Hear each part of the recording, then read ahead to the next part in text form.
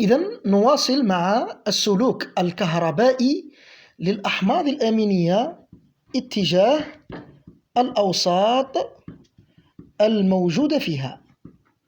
إذن أيها الطالب عليك أن تركز على نقطتين مهمتين، وهما السلوك الكهربائي والوسط. إذن العلاقة الموجودة بينهما هي علاقة عكسية.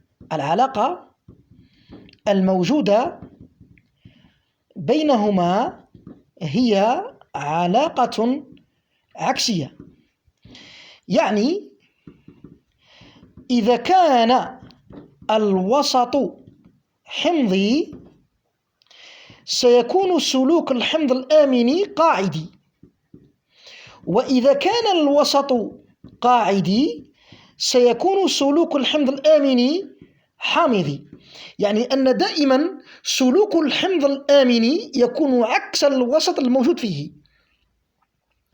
بينما إذا كان الوسط معتدلا سيكون سلوك الحمض الآمني متعادل كهربائيا.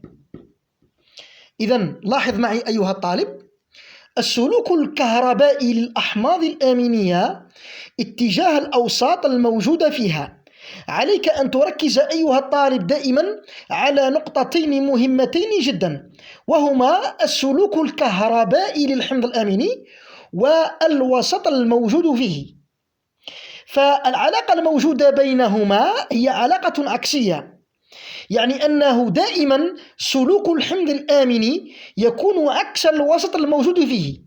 فإذا كان الوسط حمضيا سيكون لا محالة سلوك الحمض الآمني قاعديا، وإذا كان الوسط قاعدي سيكون لا محالة سلوك الحمض الآمني حامضي.